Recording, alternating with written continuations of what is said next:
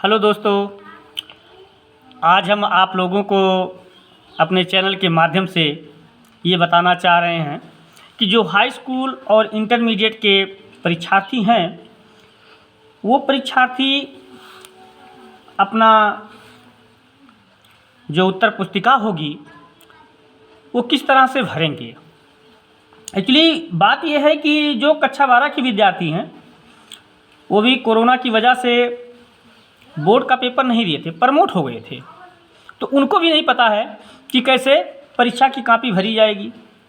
इसलिए आज आप लोगों के सामने हम एक नमूना लेकर के आए हैं कि क्या क्या आपको भरना है और क्या क्या नहीं। तो सबसे पहले देखिए, आप लोग को जब परीक्षा की कॉपी मिलेगी तो उस पर आपका एक पेज पूरा का पूरा भरने वाला होता है, लेकिन उसमें से कुछ ही हिस्सा परीक्षार्थी को भरना है। बाकी कक्ष निरीक्षक का होता है, फिर परीक्षक का होता है, वो सब अपना उस पर काम करते हैं। तो आप लोगों को जो भरना है उसमें भरने के लिए हम आप लोगों को पहले बता दे रहे हैं। आप कॉपी जैसे पाएंगे तो ऊपर आपको यहाँ दिखाई पड़ रहा होगा, यहाँ पर है केंद्र व्यवस्थापक की मोहर। जहाँ पर आपका परीक्षा केंद्र होगा वहाँ पर उस विद्यालय के व्यवस्थापक का मोहर लगा होगा। और ये जो आपकी परीक्षा वाली कॉपी होगी ये कुल कवर सहित मिला करके 16 पृष्ठ की होगी। कितने पृष्ठ की होगी? 16 पृष्ठ की होगी, जिसमें से पहला पेज और अंतिम पेज आप पहले पेज पर केवल भरेंगे और अंतिम पेज पर मान लीजिए कोई रफ कार्य करना है तो उस पर किया जा सकता है, या अंतिम पेज पर आपके निर्देश भी रहते हैं, उन निर्देशों को आप पढ़ सकते हैं। तो जैसा कि आप जान रहे हैं कि जो भी परीक्षा में परीक्षार्थी बैठेंगे वो परीक्षा में किस प्रकार से अपना अनुक्रमांक लिखेंगे। तो यहाँ पर कई कॉलम दिए हैं, 6 कॉलम दिए हुए हैं। इन 6 कॉलम में शुरुआत में आपको भरना है। तो पहले कॉलम में हम चलते हैं, लिखा है परीक्षार्थी का अनुक्रमांक। परीक्षार्थी का अनुक्रमांक, उसके नीचे लिखा है अंकों में। अंकों का मतलब गिनती में आपको लिखना है। किस में लिखना है? गिनती में लिखना है। जैसे आपका रोल नंबर शुरू होगा 22, 32, 47, 25, 34। ठीक, तो ये आप अपना रोल नंबर ऐसे लिख देंगे, अंकों में लिखा जाएगा। सावधानी पूर्वक लिखिएगा, किसी भी प्रकार की कोई त्रुटि ना होने पाए। त्रुटि ना होने का मतलब कट पिट ना होने पाए। इत्मीनान से परीक्षा में बैठिए, कोई दिक्कत नहीं होने पाएगी। आप कॉपी पाइए, आराम से उसको फिलअप करिए, कोई दिक्कत नहीं है। उसके बाद दूसरा नंबर आपका है जिसमें लिखा है परीक्षार्थी का अनुक्रमांक शब्दों में। तो शब्दों में लिखा है तो यहाँ पर आपको लाख करोड़ करने में दिक्कत होगी। तो इसके लिए सबसे आसान तरीका ये है कि आप छोटा छोटा लिखिए, जो आपके अंक हैं उन्हीं अंकों को शब्दों में डायरेक्ट उतार दीजिए।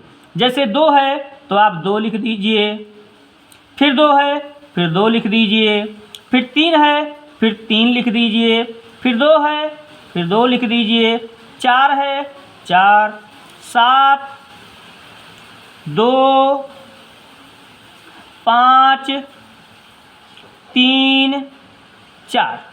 अब ये ध्यान रहे कि इधर का जो कॉलम बना है इस कॉलम में आपका ना जाने पाए लिखावट, क्योंकि ये जो इधर का कॉलम है, ये जो आपकी कॉपी का मूल्यांकन होगा, चेक होगा, तो उसमें जो चेक करने वाला होगा परीक्षक, वो अपना नंबर इसी में देगा।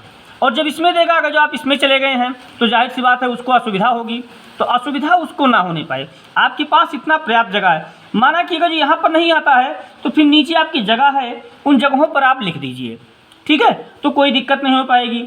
अब जैसे हाई स्कूल का है तो हाई स्कूल में पहला कौन सा विषय है भैया? हिंदी।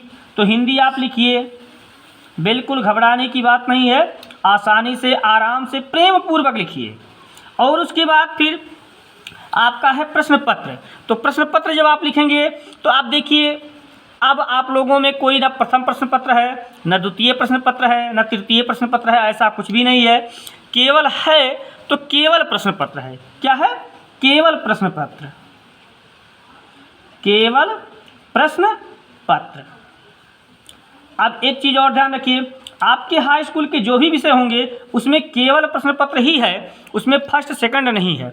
और इंटरमीडिएट के विद्यार्थी भी ध्यान दें कि उनका अब जो सिलेबस है उन सिलेबस में उनका भी है। जैसे हिंदी है तो हिंदी भी केवल प्रश्न पत्र है, भूगोल है, भौतिक विज्ञान है, गृह विज्ञान है, गणित है, अंग्रेजी है, जो भी है उसको आप केवल प्रश्न पत्र ही लिखेंगे। और उसके बाद आप लोगों के फिर नीचे यहाँ पर दिया गया है प्रश्न पत्र पर अंकित संकेतांक। अब देखिए भाई, प्रश्न पत्र पर अंकित से का संकेतांक, जैसे आप पेपर पाएंगे, हमारे सामने एक पेपर है, उसको मैं आप लोगों को दिखा रहा हूँ, पुराना पेपर मिल गया था। तो यहाँ पर देखिए आपके प्रश्न पत्र से संकेतांक यहाँ लिखे हैं 801 कोष्टक में ए बी। तो आप यहाँ क्या करेंगे, आप यहाँ पर लिख देंगे 801 कोष्टक में ए बी, ये आपका नंबर पूरा हो जाएगा। और उसके बाद फिर आपका है परीक्षा का दिन। अब परीक्षा का दिन जैसे मान लीजिए आज तारीख है 13, तो यहाँ पर डालेंगे 13/2 दिन।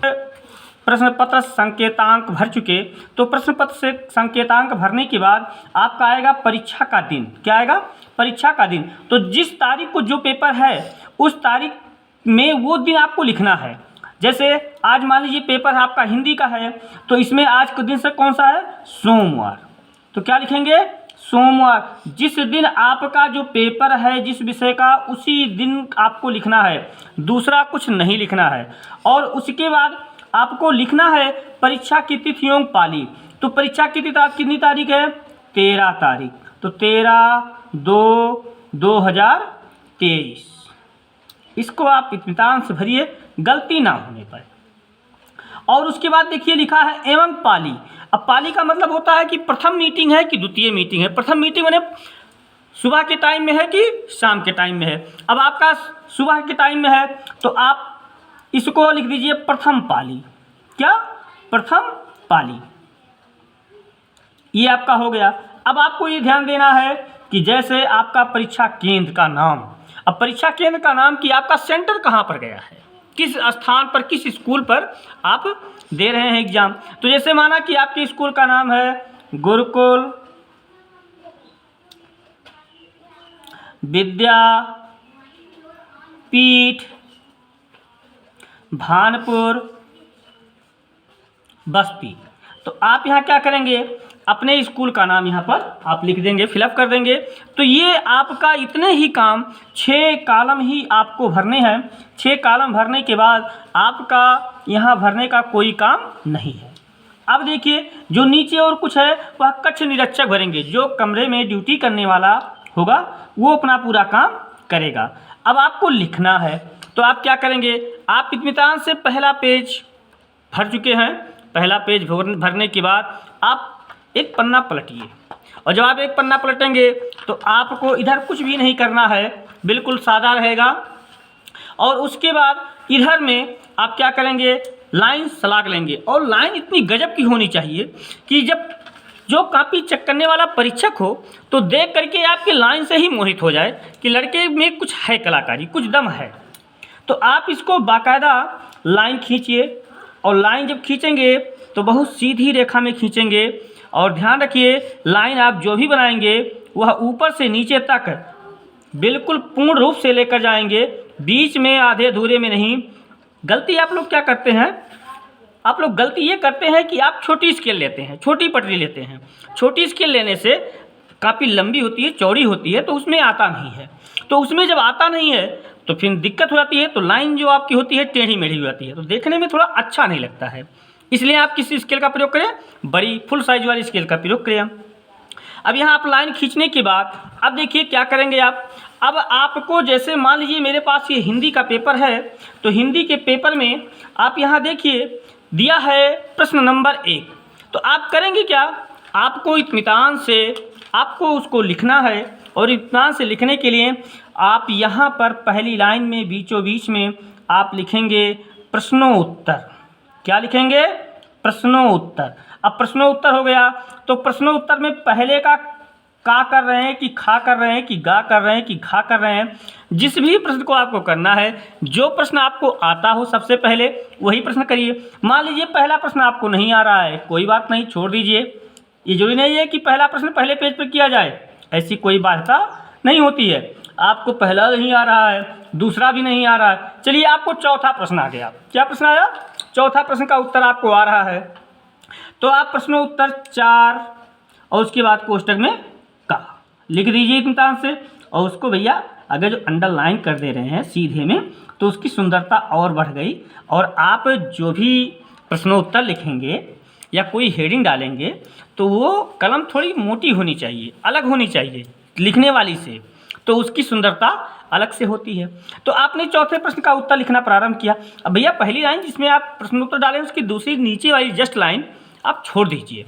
आपकी दूसरी लाइन से थोड़ा सा हाशिया दे करके आप लिखना शुरू करिए।